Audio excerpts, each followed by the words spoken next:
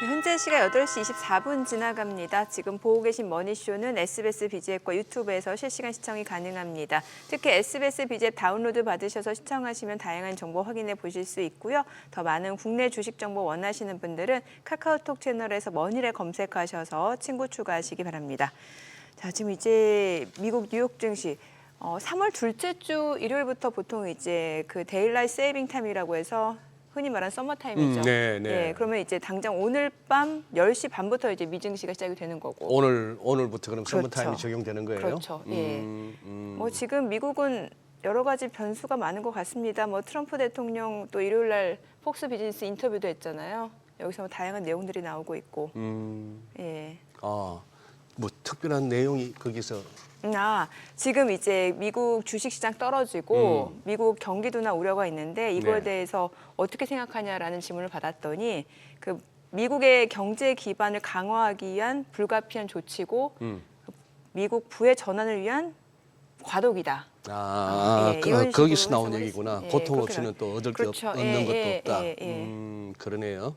확실히 일기 때하고는 다른 어떤 스탠스가 느껴지죠. 그렇죠. 또 지금 경기가 좀 둔화될 수도 있는 가능성을 열어두면은 또 자기 정책 때문이 아니라 전 정권 또 핑계도 될 수도 있고 결국에는 불가피한 상황이고 결국에 미국이 다시 좀 강해지기 위한 기반을 강화할 것이다 이런 얘기예요. 예. 지금 뭐 시장 측면에서는 뭐랄까 진짜 한참을 못 내다보겠네요. 미국장 주말에 그렇게 막 뭐 파월의 힘이 됐건 뭐가 됐건 상승 마감을 했는데 그렇죠. 지금 현재는 또 지수선물 흐름이 뭐 한 0.8% 마이너스 1% 네네. 나스닥은 그래서 또 이 뭐지 싶은 생각이 들고 네. 환율도 NDF 시세 금요일까지만 하더라도 거의 뭐 우리 지난 주말 끝난 장에서 크게 다를 바 없었는데 또 뭐지 싶을 정도로 또 현재로서는 뭐 한 5원 정도 높은 49원대를 형성하고 있어서 시장이 지금 뭘 알고 움직이는지 그냥 불안하게 왔다 갔다 하고 있는 건지 일단 변동성이 굉장히 크죠. 변동성은 진짜 큽니다. 예. 예. 그래요. 이번 주도 또 한번 미국 먼저 해서 또 풀어나가 봐야죠. 뭐. 네, 오늘 레그넘 투자자문의 이충광 대표님 모셨습니다. 어서 오세요. 어서 오세요, 대표님. 예. 요즘 질문 많이 받으실 것 같아요. 일단 이거부터 한번 점검을 해봐야 될 것 같습니다. 지금 정미랭크도 정리해 준 바와 같이 트럼프 대통령은 여러 차례 특히나 저는 이렇게 야 싶었던 게 지금 말 언급했던 그 팍스 인터뷰보다도 그 뭐였죠? 행정명령 하나 서명하면서 기자들이 묻는 질문에 혹시나 저 뭐 시장 경기 침체 이거 가능성 뭐 이런 얘기하다가 나 요즘 뭐 주식시장 보지도 않는다 이 얘기했던 거 하고 그리고 베센트 장관 말에서의 트럼프 풋은 없을 것이다.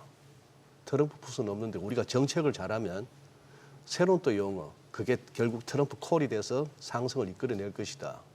그리고 또 베센트 장관의 그 해독 기간 디톡스 기간이 필요하다. 톡스 피리어드.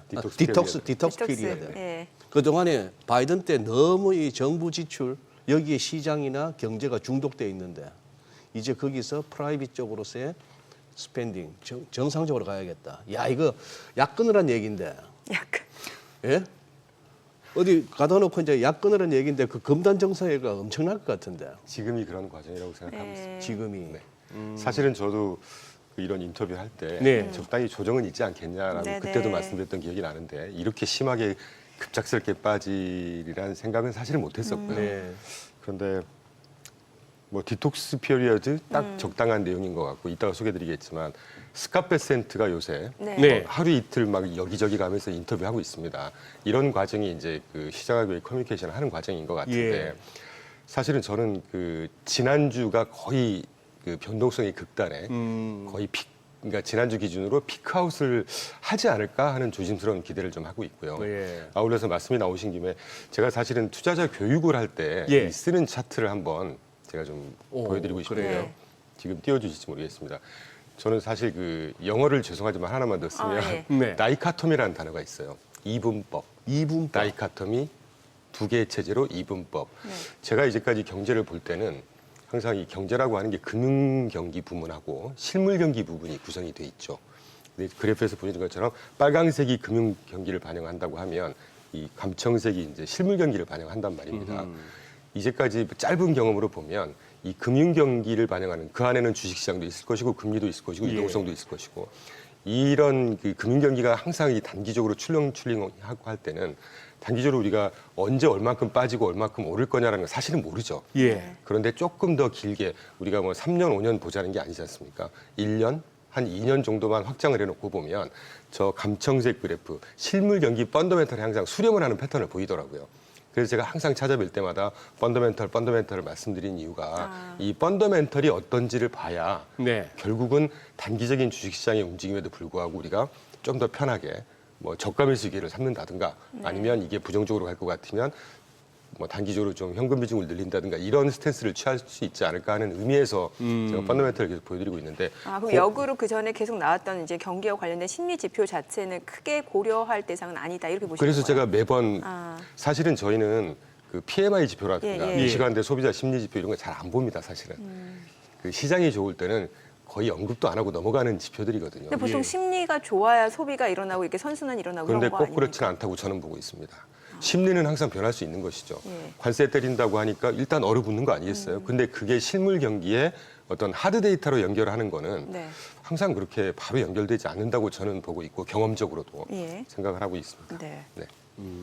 근데 조금 더 그 예. 부연 설명드리면 지난주에 스캇 베센트라든가 뭐 제롬 파월도 마찬가지죠. 트럼프 대통령을 포함해서 이런 펀더멘털에 대한 어떤 체질 개선에 대한 지금 과정이다라는 거를 점점 이렇게 시장한테 던져주고 있는 것 같고 뭐 개인적으로는 그렇죠. 그러면 꼭 그렇게 성공하십시오라는 생각을 하고 있습니다.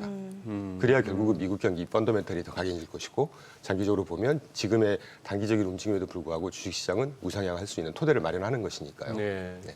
지금 보여주신 저 장표에서 이제 빨간색이 금융 경기. 를 반영하는 그래프라고 그냥 좀 제가 개념화하느라고 도식화를 좀 해본 건데요. 굳이 이제 말을 바꾸자면은 저 정책 당국자들이나 저 경제 관련 언론에서 다루는 저쪽이 빨간색이 월스트리트고 이 감청색 검은색 쪽이 메인스트리트인데 네, 그렇게 생각하시면 그렇게 될것 보면 같습니다. 되겠는데 네, 네.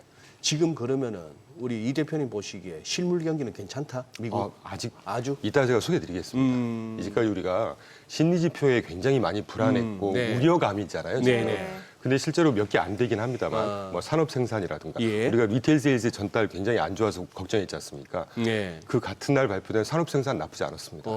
그리고 한 달 전만 해도 물가가 굉장히 뜰 것처럼 막 그 CPI, PPI 때문에 고민했지만 일주일 있다 발표된 PCE는 또 안정적으로 나왔단 말이죠. 예.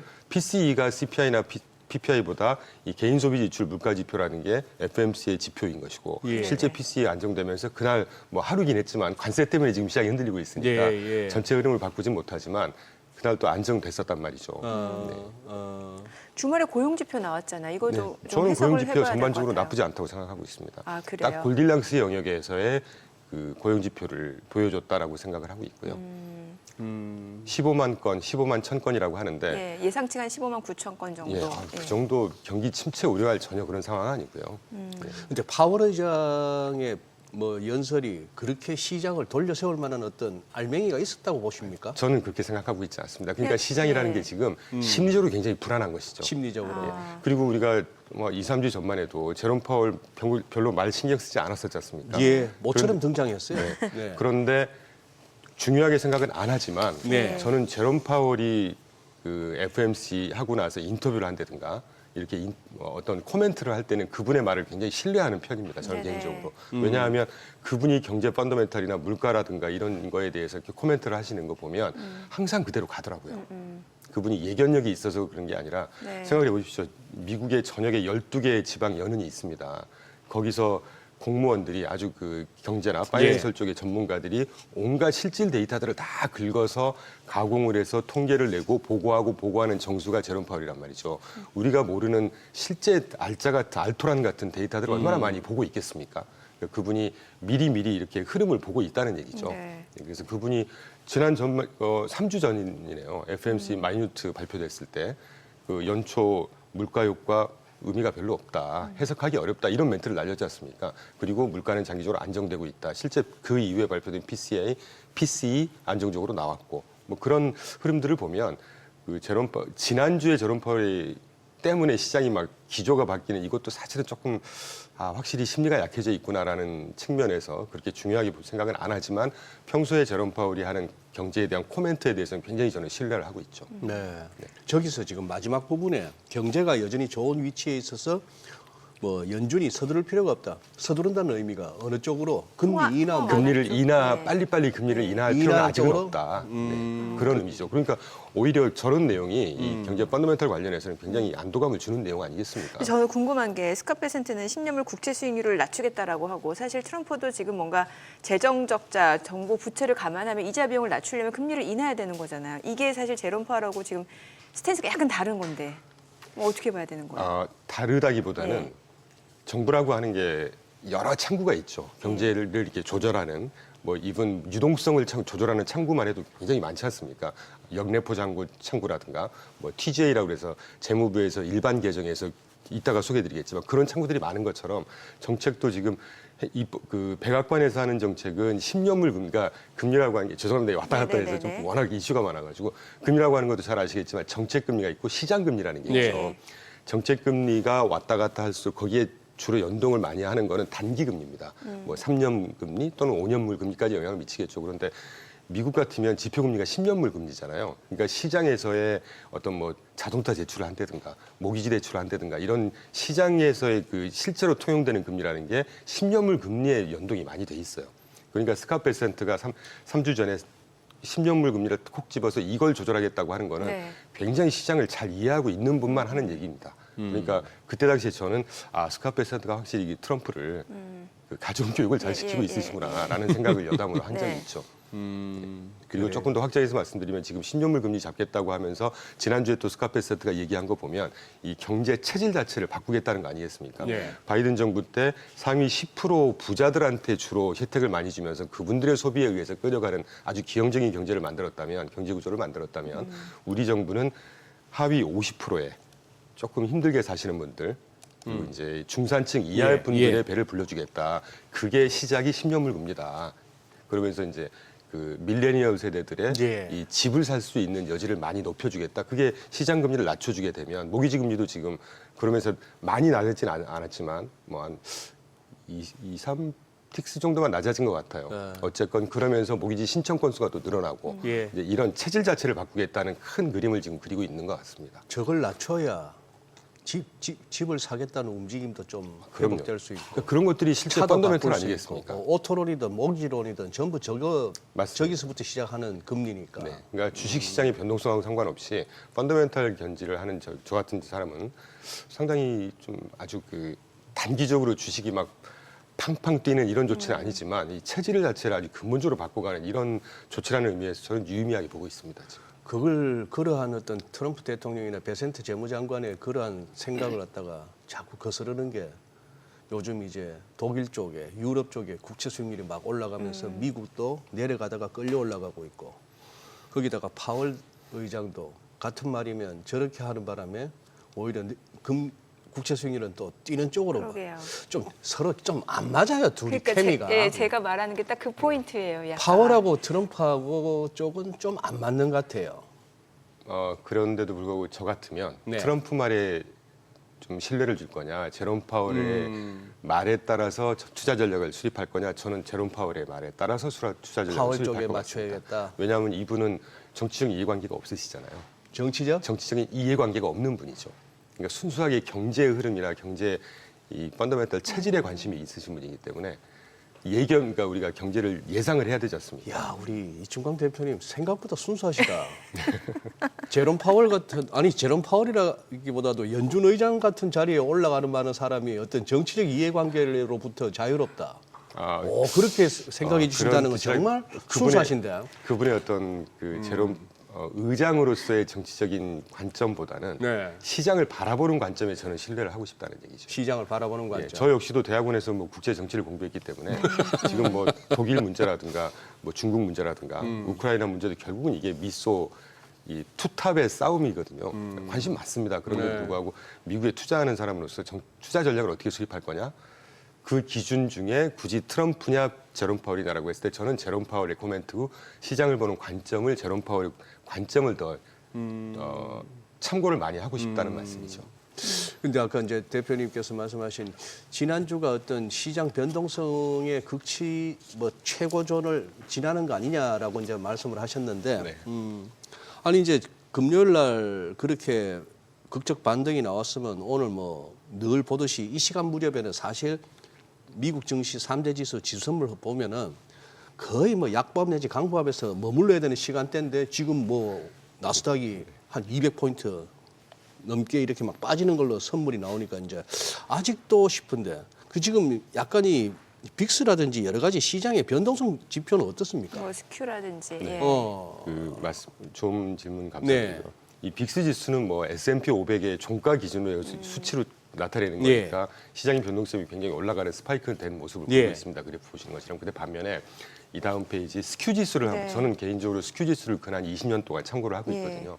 이 스큐 지수라는 게 시장의 예견력이 굉장히 뛰어나다고 저는 생각하고 있고 좀 한번 이제까지 설명을 먼저 해주시고 가시죠. 스큐 지수라는 게 뭐냐면 이제 블랙스완 지수라고 해서 네. 블랙스완이라는 게 이제 흑조라고 해서 거의 일어날 검은 백조 말이 안 되죠. 검은 백조라고 해서 그러니까. 일어날 수 있는 가능성이 굉장히 희소한 네. 낮은 사건들을 넣고 이제 블랙스완이라고 하는데 예. 이 블랙스완 지수라고 하는 것이 옵션 시장에서 외가격이죠. 외가격. 예, 등가격, 외가격, 내가격이 있지 않습니까? 쉽게 말씀드리면 내가격은 충분히 도달할 수 있는 영역 네. 내에서의 가격을 예측하는 것이고 외가격 아웃더머니라고 하는 거는 우리가 예상 외에 그러니까 빠지든 폭등을 하던 네. 이런 경우는 거의 없어라는 곳에 옵션 매매하시는 시장 참여자들이 한번 걸어 놓는다는 얘기죠. 네. 그 외가격의 옵션, 풋옵션이든 콜옵션이든 네.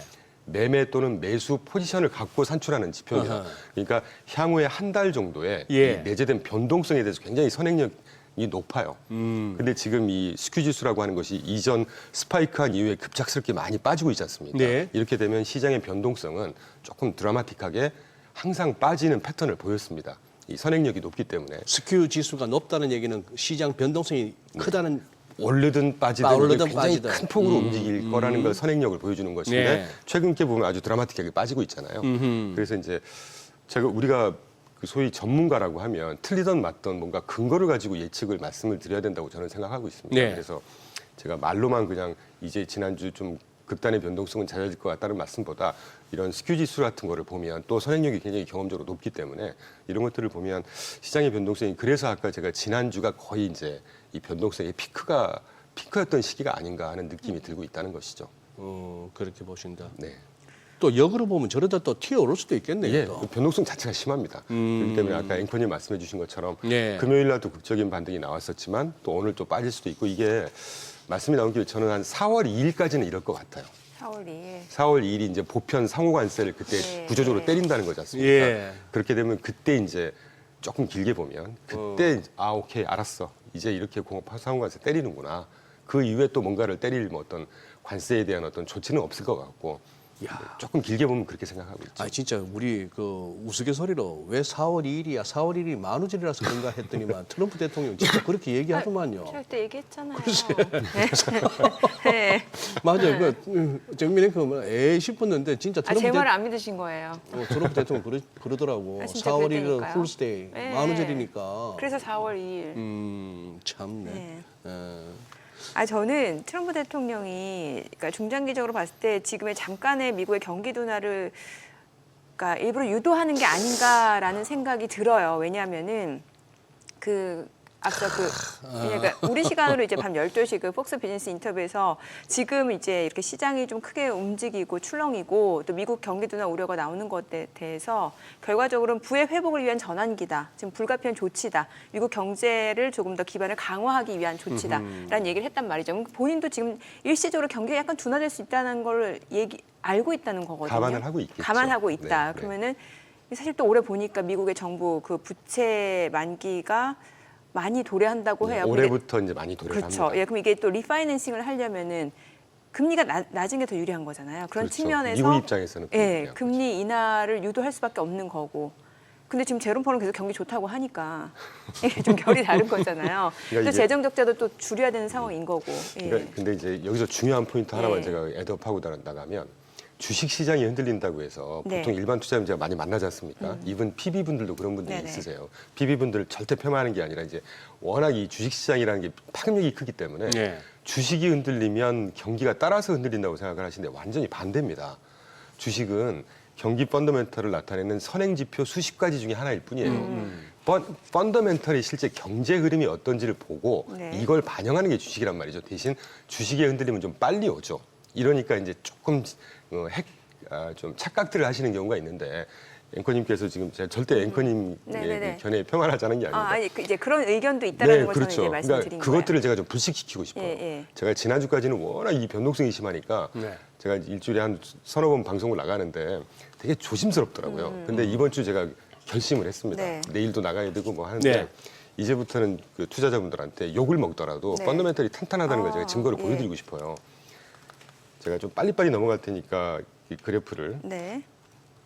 소득 소비 PCE 발표되지 않습니까? 네. PCE 개인 소비 지수 굉장히 중요한 그래프입니다. 근데 보시는 지난주에 28일 날 발표된 PCE 많이 빠졌습니다. 그런데 개인 소득은 또 늘어나고 있어요. 파란색 PCE는 빠졌는데 그 회색하고 빨강색 디스포서블 인컴, 가처분 소득이든가 실제 개인 소득은 또 늘어나고 있습니다. 그러니까 2월, 3월부터 저는 소비 다시 평년 패턴으로 돌아갈 거라고 보고 있고 노동시장 나쁘지 않았죠. 지난주에 물론 워낙 관세 때문에 불안하니까 사람들이 U6라고 하는 것까지 막 들추고 나옵니다. 평소에 보지도 않습니다. 그러니까 참 그런 거 보면 참 재밌어요. 그 광의 실업률이라고 하는. 네네. 예, 예. 근데 우리가 보통 실업률 4.1로 뜬 거 이거는 U3입니다. 그러니까 네. 실업률 하부 지표가 U1부터 U6까지 예, 있거든요. 예, 이런 것까지 예. 굳이 설명을 드려야 될까 하는 느낌을 좀 갖고 있고 너무 이 실업률 나쁘지 않다는 말씀이죠. 예. 중요한 게 그거 아니겠습니까? 그리고 보통 우리가 이제 발표는 보통 안 되는데 지금 그래프에서 보시는 게 모기지 연체율이라든가 하이힐드 스프레드, GDP 대비 가계부채 이런 것들이 아주 진성 데이터 아니겠어요? 모기지 연체율이 지금 1.77% 정도 됩니다. 네. 역사적으로 가장 낮은 수준이고요. 네. 그다음에 하이힐드 스프레드가 잘 아시겠지만 기업들 중에 신용등급이 가장 낮은 자금을 조달할 때 힘든 기업들의 국채 대비 얼마나 자금 조달할 때 스프레드를 얹어주느냐 금리를 이게 지금 2.83 정도 돼요. 이것도 살짝 단기적으로 뜨긴 했습니다. 2.6 수준까지 갔다가 2.8로 살짝 뜨긴 했거든요. 이거조차도 평년 4에서 한 5% 정도의 절반 수준밖에 안 됩니다. 그러니까 금융 여건 굉장히 탄탄하다는 얘기고요. 그리고 GDP 대비 가계부채 그 글로벌 파이낸셜 그러니까 금융위기 당시에 100%가 살짝 넘었다가 지금 71%대로 계속 하향 안정화되고 있다는 얘기죠. 그러니까 네네. 경제 주택에 대해 재정 건전성이 굉장히 좋다는 얘기고요. 이런 것들을 봐야 우리가 펀더멘털이 나쁜지 좋은지를 알 수 있지 않겠습니까? 그리고 아까 언급 살짝 드렸지만 지난주 발표된 산업 생산 나쁘지 않았습니다. 그리고 PMI 지표조차도 S&P 글로벌 PMI 그 서비스가 58포인트 수준에서 50포인트 수준까지 떨어졌다고 해서 우려를 했지만 반면에 제조업은 2, 3년 내내 안 좋았다가 다시 확정면으로 들어섰단 말이죠. 이것만 놓고 보면 트럼프가 지금 제조업을 리빌드업, 재건하겠다는 거에 같은 추세를 보여주는 거 아니겠나 하는 생각이 드는 것이죠.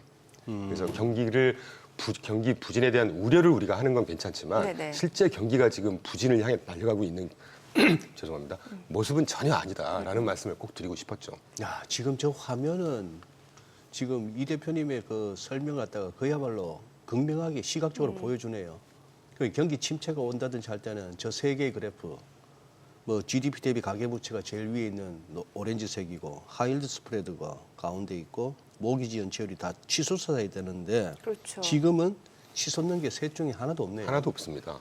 그러니까 주식 시장만 관세에 대한 불확실성 때문에 지금 좀 심리적인 거품이 좀 상황에서. 빠지고 있다 정도 해석을 하시면 될 것 거품이 같고 빠지고 있다 정도. 저런 지표들이 이제 반등을 하기 시작하면 그럼 이제 진짜 주식 포지션을 줄여야 되겠죠. 네. 저희도 이번 주에 주식 포지션을 줄이지는 않고 지난주 말씀이 나온 김에 그 독일이 지금 이제 예. 헌법까지 예외 네, 규정을 동감해서 그러게요. 이제 가버먼트 스펜딩을 하겠다는 예. 거예요. 그러니까 예. 계속해서 국채를 발행해야 되는 거잖아요. 네, 예. 금리는 뜨겠지만 예. 관련 산업은 주가가 튀고 있죠 이미. 그렇죠. 그러니까 재정 정책을 확대하겠다는 거니까. 그러면 경기가 아직 안 좋은 모습이긴 하지만 네, 저희도 좋아질까요? 그래서 포지션을 조금 그쪽에 포지션을 가져갈 독일 생각입니다. 쪽으로. 네. 선행적으로 했으면 좋았겠지만 저희 예. 하우스는 참고로 시장을 배팅하고 싶진 않고 예. 대응을 하자는 입장이거든요. 그래야 히트레이쇼가 높더라고요. 조금 덜 먹더라도. 그래서 이번 주 초에 독일 포지션이나 유럽 포지션도 조금 가져가 볼 생각입니다. 그러고 보니 갑자기 막 그 이미지가 떠오르네요. 뭐 그냥 평면에 지도가 됐건 이렇게 지구본이 됐건 그동안에 미국, 일본, 뭐 가끔씩 중국 요렇게 해서 뿜어내던 유동성이 유럽으로 갔네요. 네. 이제 유럽에서 막 뿜어낼 차례네요. 보니까. 왜냐하면 정부 지출을 그렇게 공격적으로 지금 뭐 독일만 해도 5천억 유로를 5천억 유로 하겠다는 거고 이렇게 유럽 하는 전체적으로 예. 최소 8천억 유로를 뿌리겠다는 거고 예. 그럼 경기는 살아나는 것이죠. 경기는 둘째치고라도 주식은 살아나지 않겠습니까? 8천억 유로면은 이게 거의 8천억 1,000조 달러, 가까이 됩니다. 8천억 달러보다 더 큰 거예요. 암만 그래도 1.08배는 꼭 해줘야 되니까. 1,000조가 넘는 금액이죠. 네. 그래서 지지난번 찾아뵀을 때만 해도 유럽 증시 떴는데 독일 네. 지표 보니까 부진하다는 말씀을 네, 드렸지만 맞아요. 그 이후에 지금 헌법까지 예외 조항을 주겠다는 거거든요. 그럼 이건 진심이란 얘기거든요. 예. 또 독일하면 저력이 있는 나라지 않습니까? 그동안에 많이 좀 지지분인했고. 그리고 시장은 진짜 잘하는 게 트럼프 당선이 유력할 때부터 유럽 방산주들이 날아가기 시작했어요. 그러다 보니까 계속 작년에도 그렇게 유럽 증시 좋았고 금년에도 좋고. 맞습니다. 그러니까 특히 그 국방 쪽으로. 이게 예. 트럼프 이펙트라고 저는 보고 있습니다. 트럼프? 네, 트럼프 이펙트 이펙트. 효과라고 이펙트. 보고 아, 있는데 예, 예. 뭐 생각난 김에 계속 예, 말씀드리면 예. 젤렌스키하고 아주 그 정말 이례적인 일이거든요. 예. 정상회담을 하는데 생방송으로 송출이 됐는데 막 삿대질하고 이거 정말 이례적이지 않습니까? 예. 그 쇼맨십 하나로 그동안에 지지부진했던 유럽의 국방비 지출부터 이걸 끌어낸 거예요, 어떻게 보면. 이게 결국은 트럼프가 원하는 모습 아니었겠나. 그러니까 그동안에 국방비 지출이 거의 1%대, 네. 많아야 2%대 하고 있었단 말이죠. 그래서 네. 트럼프가 이제까지 계속 한라인 또는 비공식 라인을 통해서 야, 우리가 지금 국방비를 6.8%를 쓰고 있는데 GDP에 규모만 해도 어마어마하지 않습니까? 유럽들 지금 독일 주도란 유럽에 주도라는 미군 그 비용에 미국이 겨우 거의 한 70%를 대고 있었고 많은 것이 30%밖에 안 되고 있었습니다. 유럽이. 이걸 잡겠다는 거거든요. 이게 네. 미국 입장에서 보면 왜 우리가 니네 쓸데없는 지출을 나라를 한 해주는 거죠. 예. 예. 그러니까 우리가 조금 줄일 때 니네 좀 늘려라는 걸 일기특허 요구했었단 말이죠. 근데 그거 안 지켜주고 있었습니다. 근데 이번에 이제 드디어 이제 국방비 지출 증액하겠다는 거니까 어떻게 보면 트럼프가 이런 노림수를 갖고 있지 않았나. 트럼프 효과라고 저는 보고 있죠. 네. 저 장면은 보면 볼수록 신기한데 저건 진짜 영화에서도 저렇게 연출하기는 힘든 네. 상황이잖아요. 그러니까 의도했을지는 모르겠지만 아주 그 효과는 톡톡히 보고 있다고 저는 누가 생각합니다. 의도했을까요? 뭐 뒷얘기가 들리는 중에 보면은 거의 그 뭡니까 히토류 관련한 광물 협정. 네, 그것 사실 저 그 회담을 제가 처음부터 끝까지 본 건 아닌데 네. 저렇게 싸우는 모습이 뒤에 한 10분 정도만 나오는 거거든요. 네. 앞부분에 트럼프가 젤렌스키한테 여기까지 잘 왔고 네. 정말 용기 있는 사람이고 이렇게 예. 칭찬을 많이 합니다. 예. 벤스가 불을 지폈잖아요. 그렇죠. 그러니까 의도했던 것 같아요. 예, 그래서- 역할을 나눈 것 같아요. 좀. 그런데 이제 이건 참 사견인데 사실 젤렌스키도 저런 거는 말이 안 되는 거죠. 말이 안 되는 거죠. 이제까지 거의 한 150조 정도의 지원을 받고 있었는데 나 안전까지 보장해주고 내가 러시아를 이길 수 있을 만큼 더 지원해 주세요. 그러니까 너무 좀 뻔뻔한 요구를 계속 했었단 말이죠. 대신 그러면 우리나라도 니네한테 150조 달라 해서 국민들 여론이 그럼 우리는 얻는 게 뭐야라는 여론이 있는데 내 입장에서도 그걸 좀 잠재우고 싶으니까 히토류 협정하자. 사실 그 우크라이나에 히토류 그렇게 많지 않습니다. 그렇죠, 예. 그러니까 쇼잉오프 하겠다는 예, 거거든요. 예. 그거 좀 맞춰주면 되는 거 아닌가 개인적으로는. 근데 이제 나 그렇게 못하겠으니까 내가 원하는 거 다 들어주세요. 이러니까 이제 벤스가 옆에서 툭 불을 지폈고 사실 저 때 트럼프가 그 방송 송출을 막을 수도 있었거든요. 예. 안 막았다는 얘기죠. 이걸 이제 불을 지피면서 그러니까 바로 유럽 가서 유럽 정상들이 한번 모였지 않습니까? 예. 영국에 싹 불러서 네. 야 우리 지원해 주자 이제 미국이 손떼기 시작하면 우리 답이 없다. 이게 이제 이런 게 지금 트럼프가 원했던 수순 아니었겠나 하는 근데 생각이 다시 들죠. 뭐 TV에 나와가지고 뭐 이제 젤렌스키 광물 협정에 서명하러 올 것으로 예상한다 이렇게 얘기를 했으니까 이것도 굉장한 그렇죠. 그렇죠. 아주 그 뭐라 그럴까요? 고단수의 어떤 예. 그 뭐 국제 외교 전략이 아니었겠나 하는 느낌이 들고 지금 그거 보고 있으면 참 재밌습니다. 네. 자, 지금 시각 8시 53분 지나갑니다. 오늘 양시장 예상 체결 지수부터 확인해 보겠습니다. 먼저 코스피부터 보도록 할게요. 오늘 0.4% 하락 예상되고요. 예상 체결 지수 2,552포인트, 코스닥도 0.4% 내림세가 예상됩니다. 724포인트로 집계가 됩니다. 시가총액 상위 종목 예상 체결가 보겠습니다. 삼성전자 오늘 보합 출발 예상되고요. 지금 호가는 53,700원. 이 가운데 SK하이닉스 일단 엔비디아 주가가 좀 주말에 반등을 보여줬는데 오늘 호가에서는 지금 3% 가까이 좀 하락할 걸로 보여집니다. 186,700원. 삼성 바이오로직스가 0.9% 하락 예상되고요. 호가는 지금 109만 원으로 108만 6천 원으로 나타나고 있고 LG 에너지솔루션이 2% 약세가 예상됩니다. 호가 33만 1,500원으로 집계가 됩니다. 현대차 보합 예상되고요. 기아가 0.8% 하락 예상됩니다. 예상치 결과 9만 6천 원. 셀트리온 소폭 상승 예상됩니다. 호가는 18만 4,500원, 삼성전자 우선주 보합 예상되고요. 네이버가 1% 상승 예상됩니다. 호가 21만 5,500원, 하나 에어로스페이스가 0.8% 상승 예상되고요. 예상 체결가는 73만 7천 원으로 집계가 됩니다. 코스닥 시가총액 상위 종목 예상 체결가 보겠습니다. 알테오젠 지난주 후반 들어서 주가가 좀 이틀 연속 많이 조정을 받는 모습이었는데 오늘 추가적으로 0.8% 하락 예상되고요. 호가는 36만 5,500원. 에코프로비엠 HLB 보합 예상되고요. 에코프로가 0.5% 상승 예상됩니다. 호가는 59,800원으로 나타나고 있고요. 레인보우 로보틱스 소폭 하락 예상됩니다. 예상 체결가 31만 9천 원.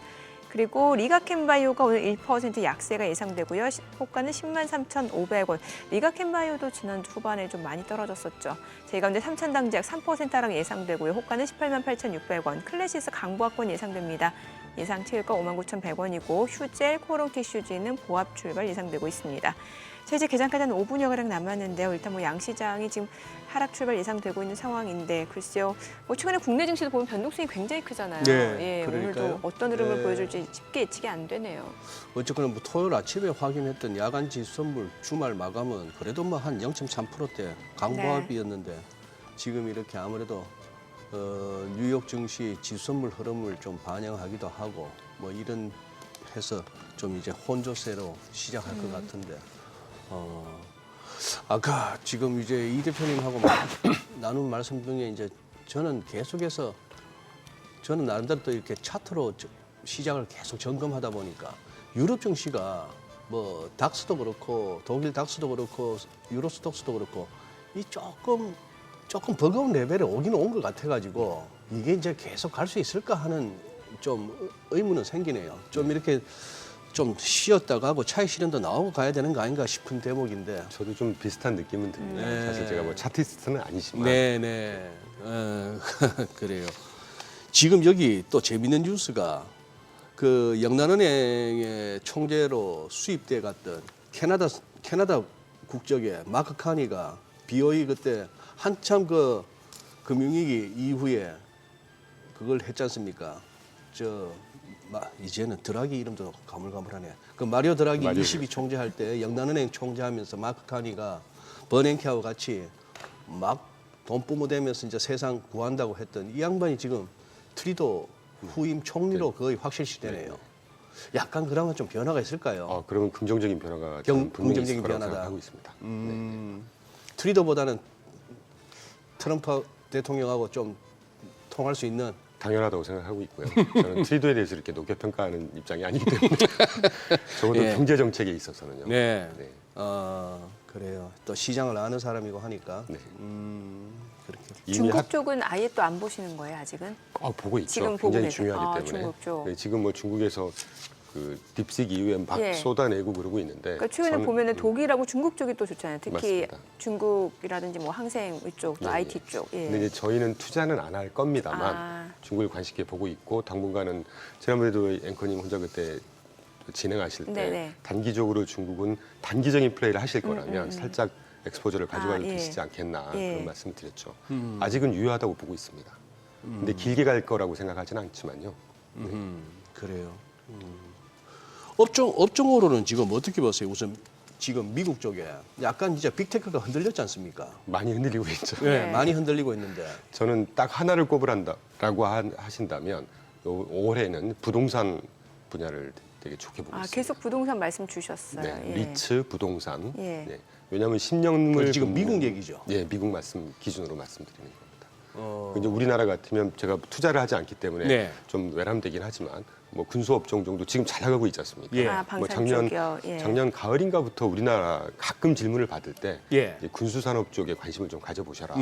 지정학적인 관련해서 수혜를 받을 거다라는 예측을 네. 해본 기억은 있지만 뭐 우리나라 같으면 군수업종, 미국 같으면 뭐 여러 업종이 있겠습니다만 뭐 산업재를 여전히 좋게 보고 있지만 뭐 산업재는 한 세컨티어 정도, 탑티어 정도는 부동산, 리츠 쪽을 굉장히 중요하게 보고 있고 저희 4개 포트폴리오 중에도 부동산 리츠가 지금 연초 이후에 시장이 흔들렸음에도 불구하고 한 5%에서 한 6% 정도 시현하고 있으니까 그 정도면 아주 뭐 나쁜 수익률은 아니다는 생각이 들고 있죠. 지금 화면 나가고 있는 저 그래프가 네. 업종별 수익률인데 네, 예. 그게 이제 빨강색이 연초 이후에 각 연초 업종별 이후. 수익률이고요. 예. 파란색이 위클리인데 뭐 예. 지난 한 주는 아주 매우 안 좋았죠. 금요일 날 네네. 반등을 하긴 했지만 S&P 500 기준으로 지난주는 다 빠졌다 보면 되는구나. 예. 3% 가까이 네, 빠졌으니까요. 네. 근데 지금 연초 이후에 그 자주색 그래프를 쭉 보시면 필수 수업이라든가 예. 통신 서비스는 뭐 저기 빅테크 속해 있으니까 소재, 헬스케어, 부동산 이런 그래도 한 4개 정도 업종이 이 정도면 나쁘지 않다고 생각하거든요. 연초 예. 이후에 한 적은 게 3% 중반, 많은 게 8% 중반까지 가 있으니까 이런 것들을 좀 참고하시면 어떨까 하는 생각이 듭니다. 알겠습니다. 자, 지난 주말 뉴욕 증시 일단 좀 변동성이 굉장히 큰 모습이었는데 그래도 주말에 또 반등을 보여줬습니다. 제롬 펄 연준 의장 발언, 이제 경기 둔화 우려에 대한 그런 불안감을 좀 종식시키는 모습이었고 그에 따라 빠르게 좀 반등하는 모습이었고 오늘 국내 증시는 또 어떤 출발을 나타내는지 흐름부터 좀 확인해 보도록 하겠습니다. 국내 증시 개장합니다.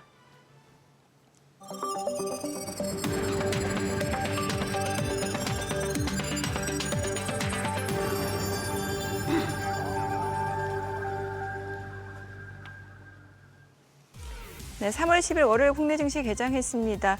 계속해서 트럼프 대통령의 관세 정책에 대한 불확실성이 이어지고 있는 가운데 변동성이 굉장히 확대되고 있는 양상이고 뭐 뉴욕 증시만 보더라도 이제 S&P 500, 나스닥 같은 경우는 지난주 말 금요일에 좀 빠르게 많이 떨어졌다가 또 몇 분 만에 S&P 500 같은 경우는 1% 이상 낙폭을 회복하기도 하는 모습을 보여줬습니다. 전반적으로 경계성 매물 출회가 이어지고 있는 상황에서도 반등에 대한 기대감은 또 여전히 남아있는 것 같습니다. 일단 오늘 양시장 어떤 출발 나타내는지 지수부터 좀 확인해 보겠습니다. 코스피네요. 지금 0.3% 떨어집니다. 2,555포인트, 코스닥도 0.4% 하락으로 724포인트입니다. 양시장 하락 출발이고요. 시가총액 상위 종목 시초가 보겠습니다.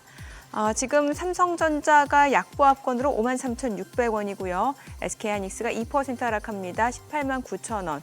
그리고 LG 에너지솔루션이 0.4% 올라갑니다. 34만 원이고요. 삼성 바이오로직스가 1.6% 하락하면서 108만 2천 원. 현대차가 약보합으로 19만 6,400원이고요. 기아가 소폭 떨어집니다. 9만 6,600원에 거래되고 있는 모습이고요. 셀트리온 0.2% 상승으로 18만 4,500원. 또 삼성전자 우선주가 소폭 하락하면서 4만 5,400원. 네이버가 0.2% 떨어집니다. 21만 2,500원. 하나 에어로스페이스가 0.2% 상승하네요. 74만 3천 원에 거래되고 있습니다. 코스닥 시가총액 상위 종목 시초가도 보도록 하겠습니다. 오늘 알테오젠이 1% 떨어집니다. 사흘 연속 하락으로 36만 4천 원에 거래되고 있고요. 에코프로비엠 약보합권으로 11만 6,500원, HLB가 0.4% 하락합니다. 8만 5,400원. 에코프로 0.3% 내림세입니다. 5만 9,200원이고요. 레인보우 로보틱스가 0.6% 상승합니다. 32만 3,500원. 삼천당자 강보합권으로 19만 4,900원에 거래되고 있고요. 클래시스 1% 올라갑니다. 5만 9,700원. 휴젤도 1.4% 상승하면서 30만 7천원이고요. 리가캠바이오는 좀 떨어집니다. 10만 4,500원. 파마리서치 강보합권으로 30만 5,500원에 거래되고 있습니다. 오늘 시장에서 특징을 보여주고 있는 섹터 종목들 체크해 보도록 하겠습니다. 지금 오늘 장에서는 지금 스틸 쪽, 그러니까는 철강, 강관 쪽 움직임 계속해서 이어지고 있습니다. 지금 대동스틸이 16% 급등하고 있습니다. 대동스틸이 4,600원, 그리고 한국철강, 고려제강도 각각 2%에서 1% 상승 보여주고 있고요. 하이스틸 4% 강세입니다. 4,520원, 그리고 휴스틸도 지금 올라갑니다. 2.58% 상승하면서 6,360원. 문배철강 1.5% 상승합니다. 2,700원에 거래되고 있습니다. 강관업체들 올라가고 있는 모습이죠. 중소형 철강 업체들 상승 보여주고 있고요. 그리고 오늘 보게 되면은 방산주 앞서 보셨죠. 하나 에어로스페이스가 다시 또 지금 시가총 10위권에 이름을 올려놓고 있는 가운데 오늘 세트레가이가 7% 넘게 올라갑니다. 59,600원이고요. 한국항공우주도 3% 이상 상승합니다. 82,400원. 현대 로템도 3.7% 상승하면서 93,100원이고요. 한화 시스템 0.8% 올라가고 한화 에어로스페이스도 1% 상승하면서 739,000원, S&T 다이내믹스도 2% 강세 보여주고 있고요. 풍산 지금 3.5% 올라갑니다. 67,200원. 그리고 한화도 3% 이상 강세 보여주고 있고 i3 시스템도 4.7% 올라갑니다. 오늘 방산주들 움직임 좋습니다. 이 정도 좀 보시면 될 것 같고, 이건 오늘도 정유준에서는 SK이노베이션이 강세네요. SO일도 마찬가지고 SK이노베이션이 3%, 4%까지 올라갑니다. 143,300원, SO일도 2.9% 상승하면서 58,900원에 거래되고 있습니다. 오늘 정유주들 그리고 강관주, 중소형 철강주들 움직임 좋고 히토류 쪽도 움직임이 약간 나타나고 있어요. 지금 그린 리소스가 6% 강세입니다. 14,940원, 세노텍 그리고 이지까지도 2%에서 또 0.8% 상승. 다만 유니온도 지금 1.8% 올라가고 유니온 머티리얼도 0.9% 올라가고 있습니다만 종목별로는 혼조세가 이어지고 있다는 점도 참고해 보셔야 될 것 같습니다. 수급 상황 좀 체크해 보겠습니다. 오늘 유가증권 시장에서 개인 투자자는 다시 순매수 보여줍니다. 1,242억 원 매수 우위고요. 외국인과 기관은 각각 978억 원, 254억 원 매도 우위. 코스닥에서도 개인 투자자 154억 원 매수 우위고요. 외국인과 기관은 각각 103억 원, 47억 원 순매도를 나타내고 있습니다. 환율 체크해 보겠습니다. 달러 환율입니다. 정기장 마감 대비로 1원 20전 상승하면서 1,448원에 개장이 됐습니다. 자, 오늘 시장은 일단 소폭 하락 흐름 이어지고 있는 상황이고 글쎄요, 대형주 일단은 대형주 같은 경우는 오늘은 그래도 좀 혼조세가 이어지고 있는 모습이고 네, 그러네요. 종목 장세입니다. 일단은 네, 지금은 같이 가고 같이 빠지는 장은 아닌 것 같네요, 그죠? 네네. 그래요. 또, 이게. 저 정도면은, 자, 생각보다 또 SK 하이닉스가 생각보다 또 약하네, 그죠? 한때는 완전 삼성전자부터 대비 아웃퍼폼하면서 그랬는데, 너도 모르고 나도 모르는 게 진짜 주식이라지. 그렇죠. 아니, 저기 이 대표님. 네. 뭐 이제 이 대표님도 이제 방송 노출이 좀 잦아지시면서 이제 아까 말씀하셨잖아요. 욕을 먹더라도 이러다 장이 또 추가적으로 더 빠지더라도 할 말은 하고 가야겠다. 펀더멘털은 괜찮다라고 말씀하셨는데 네. 저도 보면 안 해도 될 말 내지는 피해도 될 만한 주제를 갖다가 자꾸 끄집어내다 보니까 욕을 먹는데 이 삼슬라, 이 테슬라 3배짜리 레버리지. 이 국내에는 아예 상품도 없고 미국에는 기껏 2배니까 런던에 상장해놓은 거 거기까지 찾아가 가지고 그 펀드 전체의 90% 이상이 우리 한국 사람 돈이더만요. 네. 근데 테슬라 주가를 보면 아시겠지만 저기다 곱하기 3배를 했으니 뭐 80%니 90%니 계좌가 거의 말랐을 것 같습니다. 들어간 타이밍에 따라서는 탈탈 다 틀린 그것도 있을 거고 한데 이거는 이 대표님 처음 저희 출연하셨을 때 말씀하셨잖아요. 연간 평균적으로 꾸준히 한 10%대 초중반, 뭐 중후반 이렇게 해서 남들은 뭐 레버리지 써서 작년 같은 장에서는 무슨 뭐 100%도 150% 수익률도 내서 막 졸지에 스타되고 이런 경우도 있습니다만 그렇게 오신 이 대표님 입장에서는 지금 방금 제가 예를 든 이런 식의 레버리지 투자 어떻게 뭐 말린다고 말려질 사안은 아닙니다만 말려질 사항 절대 아닌데 저는 강하게 지양하셔라. 지양하셔라라는 말씀을 드리고 싶죠. 왜냐하면 우리가 이제 시장을 좀 다르게 하는 전략 중에 네. 뭐 일반적으로 롱 포지션을 잡는 전략이 이제 보통 우리 쓰시는 것이고 네. 레버리지가 있고 인버스가 있지 않습니까? 네. 저희 자체 그러니까 내부 규정으로도 인버스하고 레버리지는 투자 금지를 하고 있습니다. 네. 물론 뭐 개인적으로는 인버스는 가능할 것도 같습니다. 왜냐하면 내가 어느 정도 주식이라든가 ETF를 갖고 포지션을 구축한 다음에 이걸 갖고는 가고 싶은데 시장이 좀 조금 불안할 것 같다라고 할 때는 인버스를 한 포트폴리오에 한 뭐 30-40% 정도를 가져가게 되면 예. 이럴 때는 좀 덜 잃게 되지 않습니까? 그렇죠.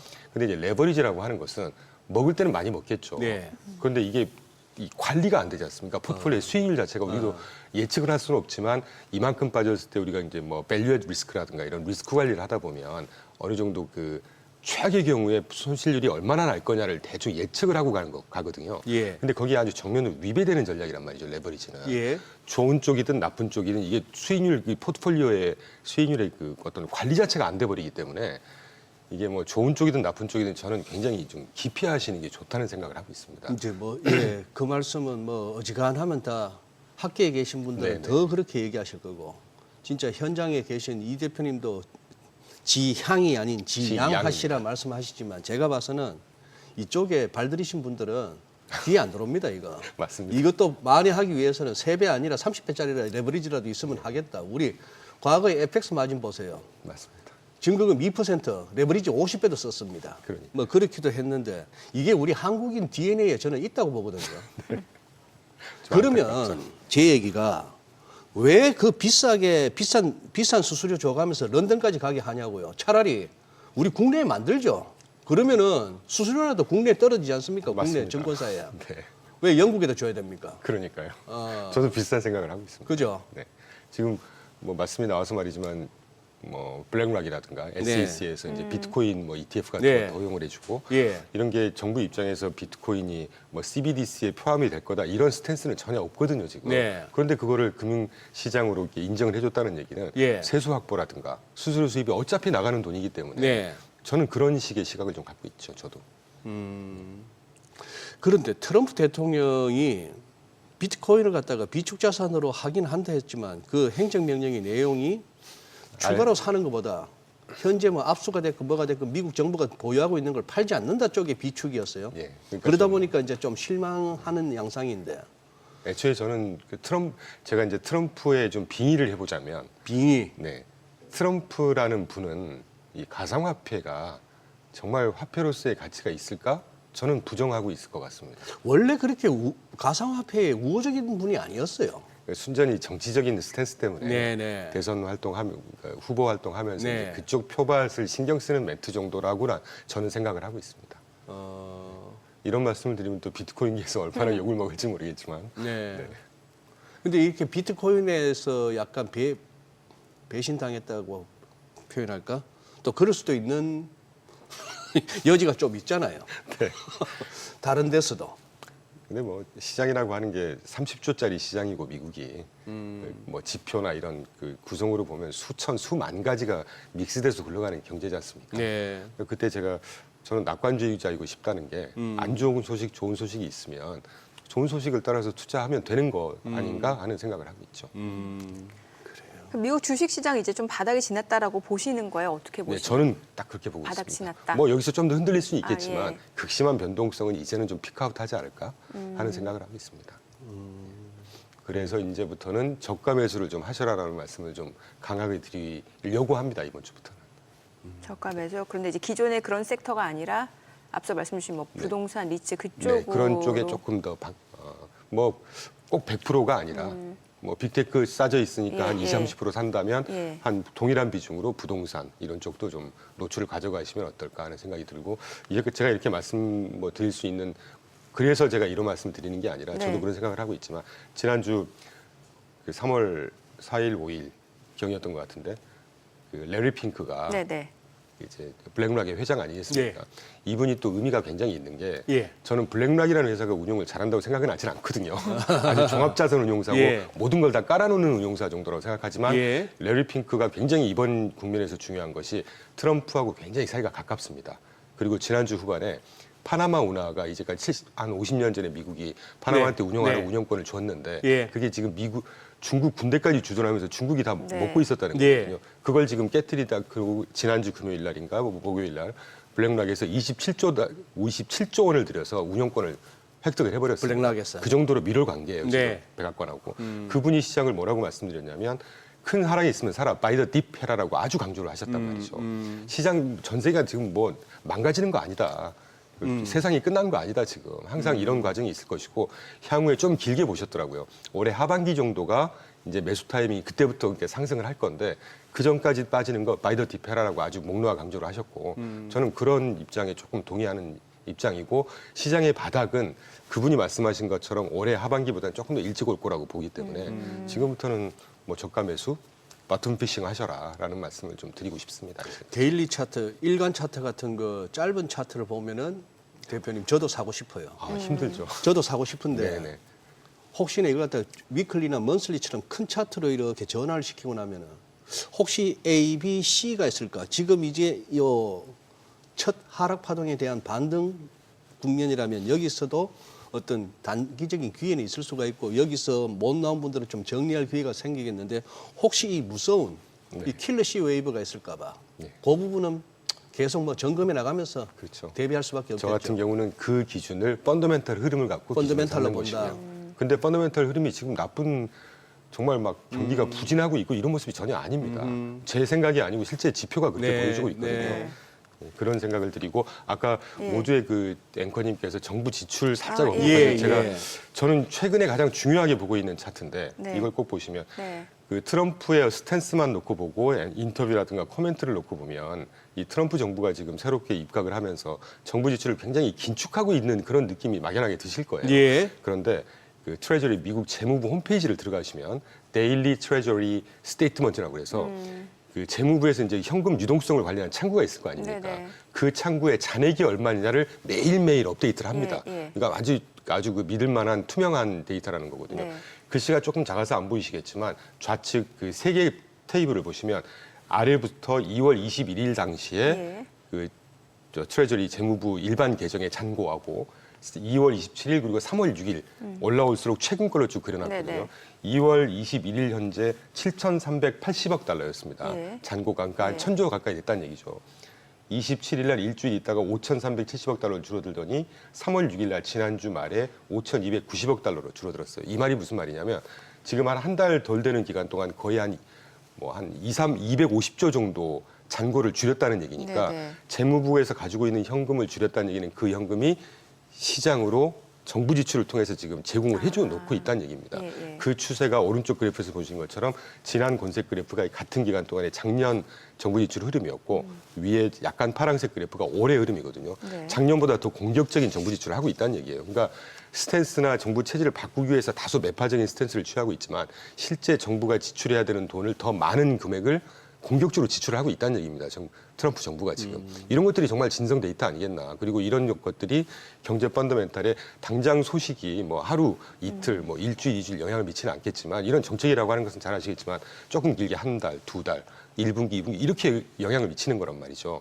그래서 뭐 감세도 지금 예정돼 있고 규제 완화도 예정돼 있고 그래서 지지난주에 제가 이제 그 트럼프의 당근을 기대해 볼 때다라는 말씀을 조심스럽게 드렸던 것이 이런 흐름을 좀 말씀드렸던 것이죠. 네.